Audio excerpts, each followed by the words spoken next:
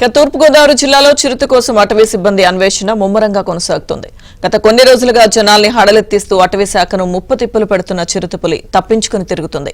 పాదముద్రలు సేకరించి చిరుత సంచరిస్తున్నట్టు అటవీ అధికారులు నిర్ధారించారు. 20 ట్రాప్, 10 సీసీ కెమెరాలు, బోన్లు ఏర్పాటు చేశారు. డ్రోన్ కెమెరాలతో చిరుత ఆచూకీ కోసం నర్సరీలో జల్లెడ పట్టారు.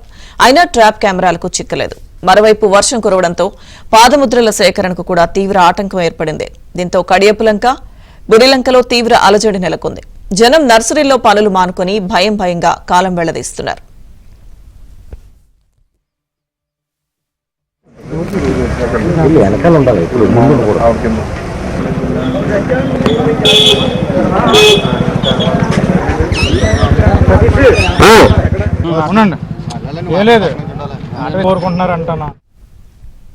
చిరుతపులి నర్సరీలోనే ఉందా లేక వచ్చిన దారిలో దివాన్ చెరువు అభయారణ్యం వైపు వెళ్లిందా అన్నది తేలాల్సి ఉంది. అలాగే కడియం చుట్టుపక్కల మండపేట, ఆల్మూరు వైపు పయనించిందా అన్న అనుమానాలు కూడా ఉన్నాయి. చిరుత ఆచూకీ కోసం అన్వేషణ కొనసాగిస్తామని అటవీ అధికారులు చెబుతున్నారు. అటవీ శాఖ ఏర్పాటు చేసిన ట్రాప్ కెమెరాల్లో చిక్కకపోవడం, జనాలకు కనిపించకపోవడంతో చిరుతపులి ఎటువైపు సంచరిస్తోందన్నది తీవ్ర ఉత్కంఠ, భయాందోళన కలిగిస్తోంది. వర్షం పట్టడం వల్ల అక్కడ దాని అడుగుజాడలు మనం గమనించలేకపోయాము. అయినప్పటికీ కూడా బృందాలుగా విడిపోయి పరిసర ప్రాంతాలన్నీ కూడా గాలించడం జరిగింది. ఎక్కడ దాని ఆనుపానులు కానరాలేదు.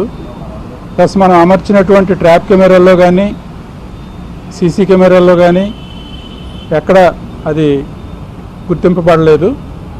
అదేవిధంగా కేజీల దగ్గరికి వచ్చిన ఆనవాళ్ళు కూడా లేవు. ఎందుకంటే ట్రాప్ కేజీలు పెట్టాము, కేజీల్లో ఎరపెట్టాము మేకల్ని. అదేవిధంగా ఓపెన్గా కూడా ఎరపెట్టాము జరిగింది. కానీ అది ఎక్కడా కూడా దేని మీద అటెంప్ట్ చేయలే. సో ఏ విధమైన అలికిడి లేదండి గత 2 రోజుల నుంచి. ఇంకా టీమ్స్ పనిచేస్తూ ఉన్నాయి. ఎందుకన్నా మంచిది ఒకవేళ యూటర్న్ తీసుకుని మనం ఎక్కడైతే స్టార్ట్ అయిందో అక్కడికే వస్తుందేమో అనే ఉద్దేశంతో ఆ లొకేషన్స్ అన్నీ కూడా చెక్ చేస్తున్నారు మా వాళ్ళు. ఇప్పటి వరకు ఇక్కడ కూడా దాని యొక్క పాదముద్రలు ఏవి కూడా మనం పగ్మార్క్స్ ఏవి కూడా లభించలేదు.